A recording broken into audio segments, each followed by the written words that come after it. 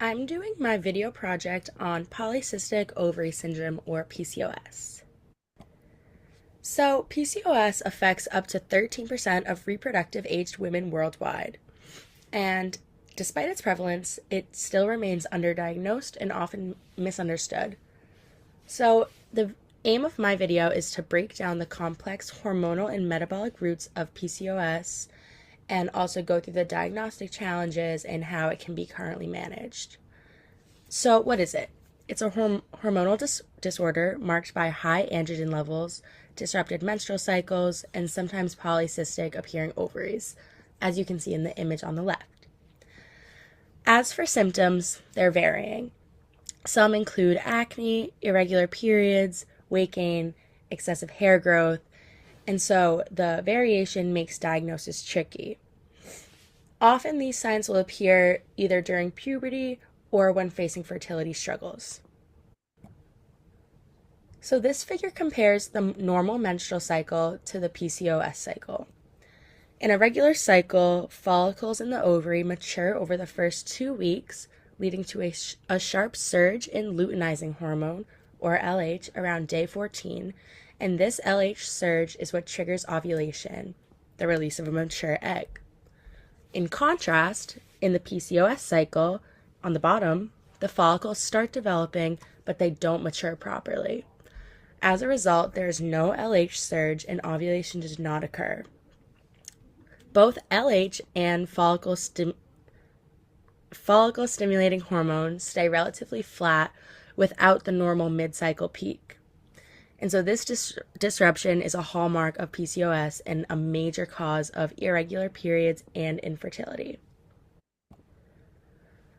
This diagram shows the difference in hormone levels in a similar way, but includes another key hormone, which is testosterone. Elevated levels of LH causes the ovaries to produce excessive levels of testosterone. Testosterone is responsible for many of the physical symptoms of PCOS, such as hair growth, acne, and even hair loss. So the combination of high levels of LH and testosterone impacts the ovaries' ability to develop eggs properly. Under normal circumstances, the pituitary in the brain produces both LH and FSH and sends them to the ovaries. A surge of LH occurs, signaling the ovaries to ovulate.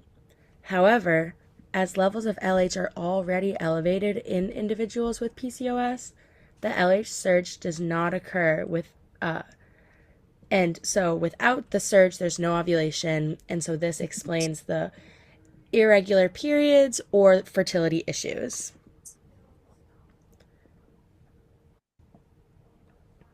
PCOS can also contribute to insulin resistance and hyperinsulinemia, meaning too much insulin is circulating around the body. Insulin resistance lowers levels of the protein that normally binds androgens, and so insulin resistance amplifies androgen levels even further. Low-grade inflammation and oxidative stress add even more layers to the dysfunction of the hypothalamic pituitary ovarian axis. High insulin levels stimulate the ovaries and adrenal glands to produce excess androgens like testosterone. And so the androgen overload leads to many hallmark symptoms of PCOS, such as the irregular periods, acne, and hair growth.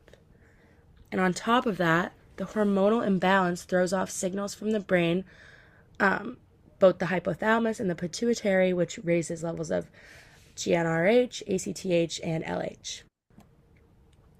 Again, insulin resistance makes PCOS even worse by pushing the ovaries to make the extra androgens.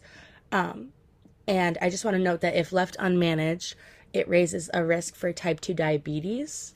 And one medication that is typically used for this in women with PCOS is one that is used for diabetic patients, which is metformin.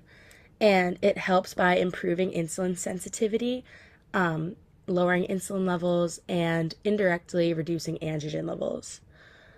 Also, if weight loss is difficult, many people use GLP-1 receptor agonists. So Now we'll get into how it's diagnosed. So it's not very straightforward because there's different organizations that use different criteria. So first, the NIH requires two things, both hyperandrogenism, meaning high male hormone levels, and menstrual irregularity. The PCOS Society focuses similarly on androgen excess, but allows for either menstrual issues or an ultrasound showing cysts in your ovaries.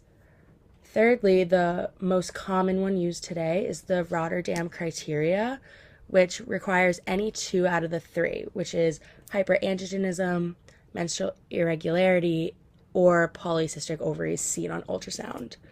However, ultrasound findings can be misleading in young women, so it's up in the air if that is a good way to diagnose. So researchers are also investigating whether anti-Müllerian hormone can be more of a reliable diagnostic marker. There are different treatments for different symptoms of PCOS. There's no really one-size-fits-all solution, but as we know, PCOS is a main leader in infertility, and so high androgen levels affect the egg quality, increasing miscarriage risks. But one thing that women can do is IVF, which is in vitro fertilization, because they are not ovulating. They can do it in a lab, and that way they can implant it back into the uterus. Also, hormonal contraceptives or birth control pills are often used to treat PCOS symptoms by regulating the menstrual cycle. And so they achieve this by balancing the female hormones and suppressing androgens. And they also regulate estrogen levels.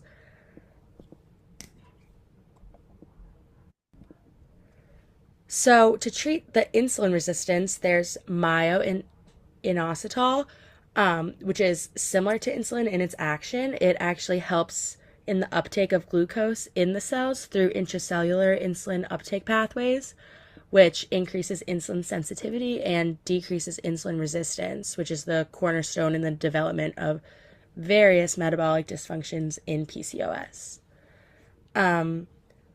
Then there's also letrozole, which is an aromatase inhibitor, meaning it blocks the production of estrogen, which can help regulate the menstrual cycle and promote ovulation in women with PCOS. Finally, I want to look at Clomid, which is one of the most popular fertility drugs and often used to help women with PCOS ovulate and increase chances of getting pregnant. So Clomid has a similar structure to estrogen, and it blocks estrogen receptors throughout the reproductive system. And so this tricks the brain into believing that the levels of circulating estrogen are low, which causes the brain to release more FSH. And so the increased release of FSH leads to the development of an egg that secretes more estrogen into the bloodstream. And so how it works is it's taken for 5 days, and then after about a week, the receptors are no longer blocked, and this triggers an LH surge in response to the artificially elevated levels of estrogen. And so when it comes to stimulating ovulation, Clomid is very successful. Actually, up to 85% of women who use Clomid will ovulate. So just to wrap up, I would like to reiterate that PCOS is an incredibly common but often misunderstood condition. And so I just wanted to raise awareness for it. And I think spreading knowledge about PCOS is very important because early recognition can make the world of a difference. So thank you. And these are all my references.